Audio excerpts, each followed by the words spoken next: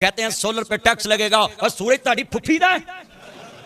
है बेहदतियों और गरीब सोलर ला के भी बिजली हासिल नहीं कर सकता। सोलर ला चलो ना ग्रीन मीटर ला के दवो सानू नहीं लवाउंदे असीं तुहाडा मीटर रखो अपनी मां दी कबर ते पर सानू सोलर दीयां प्लेटां ते छत ते रखन दवो।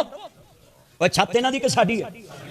जेड़े ना बोलो अल्लाह करे उन्हां ते हुकूमत दी महंगाई दा बंब बचे इत्थे। उच्ची बोलो सारे जरा ठंड पै जाए जिन्हें मेरे चन में बड़ा गर्म है अल्लाह की कसम इन्होंने जीना आराम कर दिता है जी जनाब सोलर प्लेटा के टैक्स बढ़ा दो क्योंकि जी की वजह जी लोगों ने घर के प्लेटा ला लिया वाटा की बिजली विकरों हट गई है। मैं ना सारे पूछना चाहना है कि जनाब पहले सानू आंदे सो सोलर लाओ प्लेटा लाओ जे असीं तुहानू रो धो के अपनियां बुढ़ियां दे जेवर बेच के ला ही लिया मर जाने हुण आंदे सानू यूनिट दवा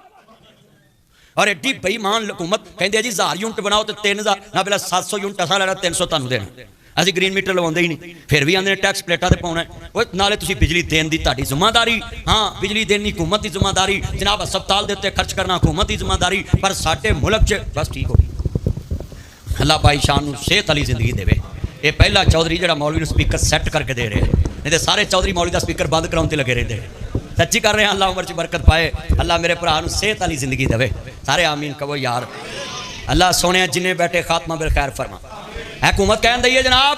कि जनाब असी ऑनलाइन टैक्स लाना है जेडे ऑनलाइन कारोबार करते उन्होंने भी टैक्स 18% 2% इन्ने परसेंट और किसी को काम कर दवो और दुकाना वाले ने 5-5 लाख किराया कर दिता सी हुण लोग घर च बह के काम कर रहे फिर भी बारे च नहीं